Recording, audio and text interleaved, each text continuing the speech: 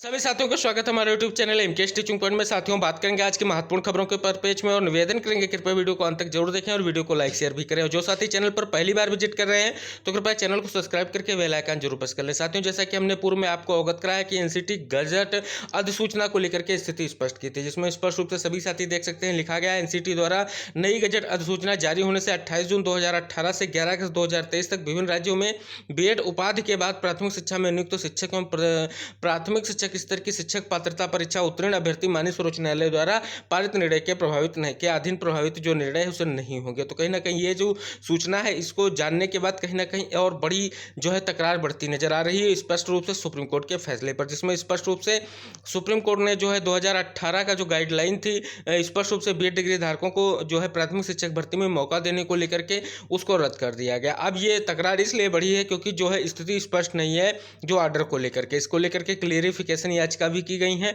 और कहीं ना कहीं उसको लेकर के स्पष्ट करने की बात की गई कि ये आदेश जो है जैसा कि गाइडलाइन 2018 की रद्द की गई है उसी अनुसार लागू किया जाएगा, यानी 2018 से ही लागू किया जाएगा, या ये 2023 यानी जो 11 अगस्त का जजमेंट आया है तब से लागू किया जाएगा। इसके अंदर की अगर बात करें तो बहुत सारे अभ्यर्थी जो हमारे बीएड डिग्री धारक हैं उनका स्पष्ट रूप से मांग है कि एनसीटी की जो गाइडलाइन थी स्पष्ट रूप से 2018 में आई थी, उसके परिप्रेक्ष्य में जो विद्यार्थियों ने यहाँ पर स्पष्ट रूप से बीएड किया है कहीं ना कहीं उनको लाभ मिलना चाहिए। और स्पष्ट रूप से जो है 11 अगस्त 2023 से पूर्व में जितने भी साथियों ने बीएड या शिक्षक पात्रता परीक्षा उत्तीर्ण की है उनको भविष्य की भर्तियों में और साथ साथ पुरानी भर्तियों में जो चयनित है उन पर कोई असर न होने पाए। अगर बात करें इसको लेकर के लगातार बीएड डिग्री धारक और वीटीसी डिग्री धारकों में तकरार की स्थिति बनी हुई है। हालांकि क्लियरिफिकेशन याचिका जल्दी सुनवाई होने जा रही है और स्थितियां स्पष्ट होने जा रही हैं कि सुप्रीम कोर्ट कब से इस आदेश को प्रभावी मानने को लेकर के तैयार है। हालांकि बात करें तो 2018 के बाद जितने भी सीटेड सर्टिफिकेट हैं उनको रद्द किया गया, लेकिन सबसे बड़ी एक और तकरार की स्थिति ये उत्पन्न हो रही है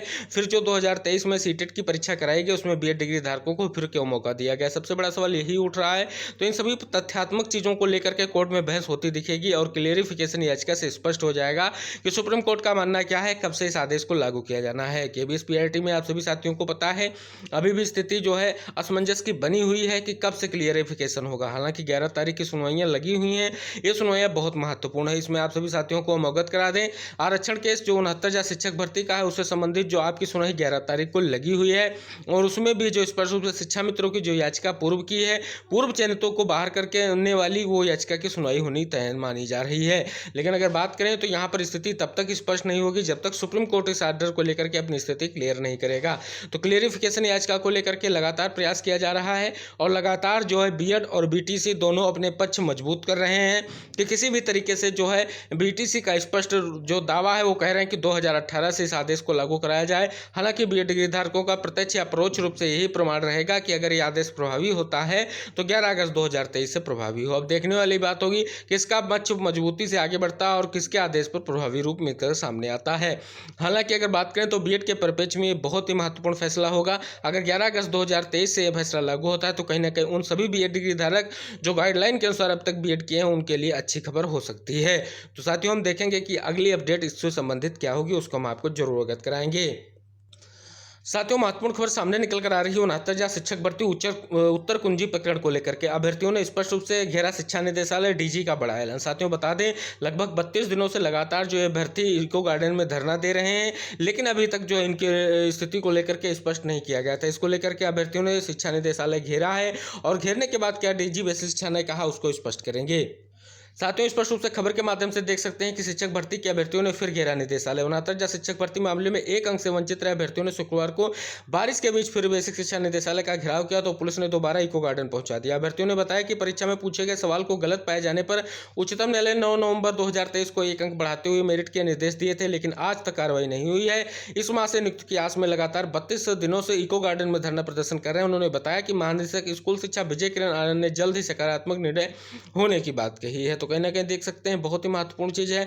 अगर बात करें तो इस मामले में लिखित कार्रवाई नहीं होने पर धरना जारी रहेगा। इससे पहले बृहस्पतिवार को अभ्यर्थियों ने इको गार्डन में जो है जन्माष्टमी भी मनाई थी। तो कहीं ना कहीं देख सकते हैं 32 दिनों से लगातार ये अभ्यर्थी डेरा डाले हुए हैं इको गार्डन में, लेकिन सकारात्मक निर्णय की बात की जा रही है लेकिन अभी लिया नहीं जा रहा है। इसी खबर को जो है अन्य अखबार के माध्यम से इस पर स्पष्ट किया गया कि महानिदेशक स्कूल से मिले 1 अंक विवाद के अभ्यर्थी। तो कहीं ना कहीं देख सकते हैं ये सभी महत्वपूर्ण चीजें हैं और कहीं ना कहीं हम चाहेंगे जल्द इस मामले का निस्तारण हो। हो। तो साथियों, ये बहुत ही इंपॉर्टेंट चीज़ें हैं और इस पर सरकार को ध्यान केंद्रित करना चाहिए।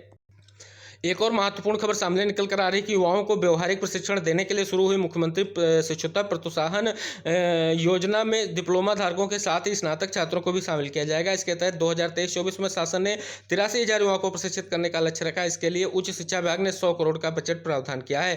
कैबिनेट से हरी झंडी मिलने के बाद इससे संबंधित शासनादेश जारी कर दिया जाएगा। योजना के तहत उद्योगों अधिष्ठानों को अतिरिक्त आर्थिक सहायता के माध्यम से ज़्यादा युवाओं को अप्रेंटिस ट्रेनिंग के लिए प्रेरित करना है। साथ ही राष्ट्रीय शिक्षुता प्रशिक्षण योजना को लागू करने वाले उद्योग अनुष्ठानों की ओर से हर ट्रेनी को दी जाने वाली प्रोत्साहन राशि में राज्य सरकार 1,000 रुपये प्रति माह की प्रत्यापूर्ति करेगी। तो कहीं ना कहीं देख सकते हैं बहुत ही महत्वपूर्ण जानकारी निकलकर सामने आ रही है। साथियों, 11 की सुनवाई से संबंधित एक महत्वपूर्ण अपडेट सामने निकल कर आ रही है कि 11 सितंबर सुनवाई के लिए बीएड चयनितों का पक्ष रखने के लिए Gaurav Malhotra sir assistant counsellor Jaideep Narayan Mathur hired हो चुके हैं। अगर सुनवाई हुई तो आकाश पटेल की याचिका खारिज करवाने में प्रथम भूमिका उनकी रहेगी।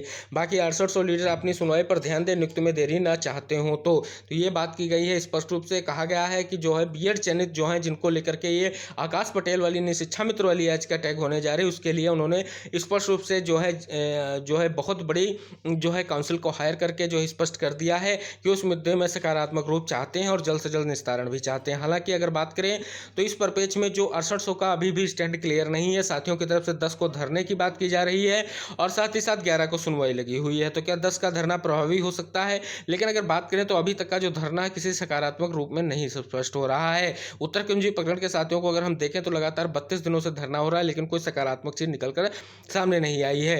हमारे अगर मत के अनुसार अगर हम आपको स्पष्ट करें तो स्पष्ट हो जाता है कि 11 की सुनवाई को आपको स्पष्ट रूप से क्लियर कराना है। कहीं ना कहीं इसमें अच्छे एडवोकेट पैनल को तैयार करके पहुंचना है और जितने भी टीम लीडर्स हैं जिनकी याचिकाएं 6800 के लिए हैं, वो कहीं ना कहीं इसमें जो सुनवाई के दौरान अपने जो एडवोकेट को हायर करे हुए एडवोकेट को वहां पहुंचाएं और अच्छी बहस करवाएं। इससे स्थितियां स्पष्ट होंगी और धरने से स्थितियां स्पष्ट नहीं होंगी। अभी हाँ, धरना आपका तब प्रभावी हो सकता है जब 11 तारीख की सुनवाई में कोई चीज़ इंगित ना हो और मामला आगे बढ़े, क्योंकि 11 तारीख की सुनवाई को लेकर के अगर आप 10 को धरना करेंगे तो स्पष्ट रूप से जो है सरकार इंगित कराएगी कि मामला आपका कोर्ट में विचाराधीन है और कल इस मामले पर जो है सुनवाई देखने को मिल सकती है।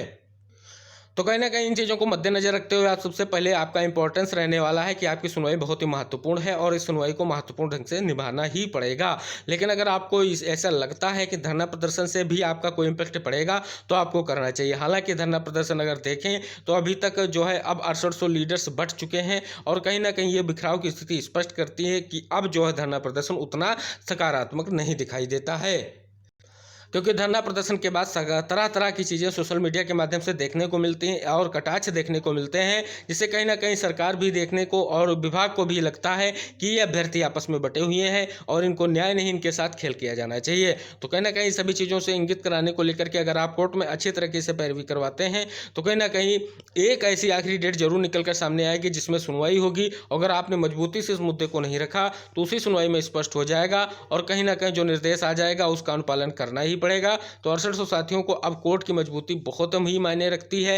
ये नहीं आपको कहना चाहिए कि अगली ही डेट मिलेगी। अगर इसी डेट में सुनवाई हो जाती है और बहस अच्छी हो जाती है तो कहीं ना कहीं मुद्दा डिसाइड हो सकता है, क्योंकि स्पष्ट रूप से जो सिंगल बेंच का जजमेंट है उसके अनुरूप जो करेक्शंस चीज़ें हैं उन पर भी बात करनी है। और कहीं ना कहीं 6800 के अगर एडवोकेट उपलब्ध होंगे तो अपना भी स्टैंड क्लियर करेंगे कि 6800 को लेकर के सरकार भी स्थिति स्पष्ट करे। हालांकि अगर ऐसा नहीं करते हो तो 6800 के लिए बहुत बड़ा नुकसान दिखता नजर आ रहा है। तो आशा करेंगे आप इस बात को समझेंगे और कहीं ना कहीं 11 की सुनवाई को लेकर के अपने टीम लीडर्स को ये निर्देश जरूर जारी करेंगे कि जल्द से जल्द इस चीज़ को लेकर के स्थिति स्पष्ट की जाए कि 11 तारीख की सुनवाई में किस एडवोकेट को लाया जा रहा है, क्योंकि आर्थिक सहयोग के कारण जिन एडवोकेट की बात की गई थी क्या वो सभी टीम लीडर्स लेकर उपस्थित होते हैं कि केवल सोशल मीडिया और यूट्यूब के माध्यम से लाइव के माध्यम से आपको बरगलाने का केवल प्रयास किया जाता है। तो कहीं ना कहीं टीम लीडर्स को ये चीज़ को ध्यान में रखना चाहिए कि 6800 लिस्ट आपको राजनीति का मुद्दा नहीं बनाना है। अगर आप राजनीति का मुद्दा बनाएंगे तो किसी भी तरीके से आप सरकार आपके साथ नहीं खड़ी होगी। कहीं ना कहीं यहाँ पर आप शिक्षक के रूप में नियुक्त होना चाहते हैं तो कहीं ना कहीं आपको जो है सरकार से ही चीज़ें निकलवानी है। अगर आप राजनीति की स्थिति को देखेंगे तो कहीं ना कहीं ये मामला और विचारणीय हो जाएगा।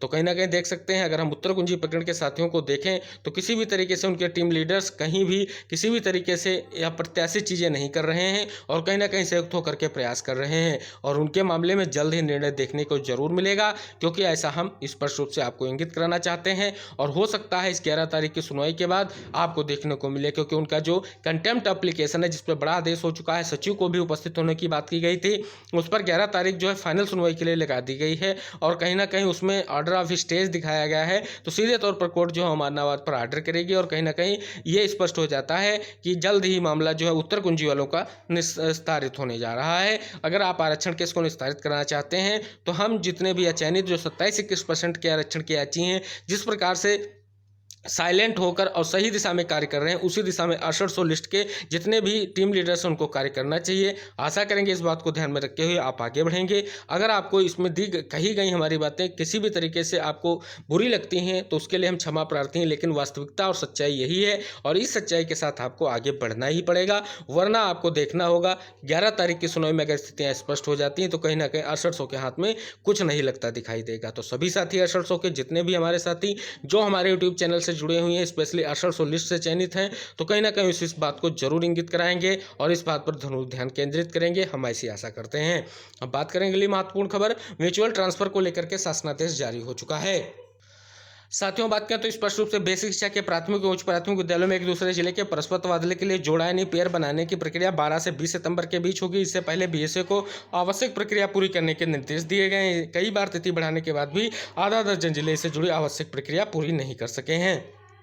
बात करें तो विभाग की ओर से एक से दूसरे जिले में परस्पर तबादले की प्रक्रिया जुलाई से शुरू की गई इस बीच शिक्षकों के रजिस्ट्रेशन के बाद उनकी वैवाहिक स्थिति असाध्य रोगात का विवरण बीएसए को पूरा करने के लिए 28 अगस्त का समय दिया गया है। तो कहीं ना कहीं देख सकते हैं बाद में यह तिथि 6 सितंबर तक बढ़ाई गई, लेकिन संभल, अयोध्या, आजमगढ़, जौनपुर, गाजियाबाद, झांसी व लखनऊ ने आवश्यक प्रक्रिया नहीं पूरी की। बेसिक शिक्षा परिषद के सचिव प्रताप सिंह बघेल ने इन्हें 9 सितंबर तक प्रक्रिया पूरी करने के निर्देश दिए। इसके बाद शिक्षक परस्पर तबादले के लिए जोड़ा बनाने की प्रक्रिया पूरी करेंगे।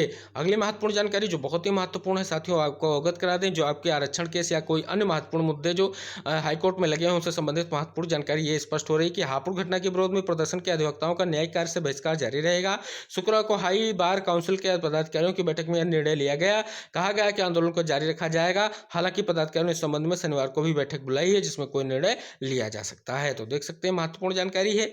आशा करेंगे आपकी ये महत्वपूर्ण सुनवाई होगी और निर्णय निस्तारित जरूर होगा। तो आशा करेंगे सभी साथी वीडियो से जुड़ेंगे, वीडियो को लाइक शेयर करेंगे। मिलते हैं अगली महत्वपूर्ण खबरों के साथ, तब तक के लिए जय हिंद, टेक केयर, बाय बाय साथियों।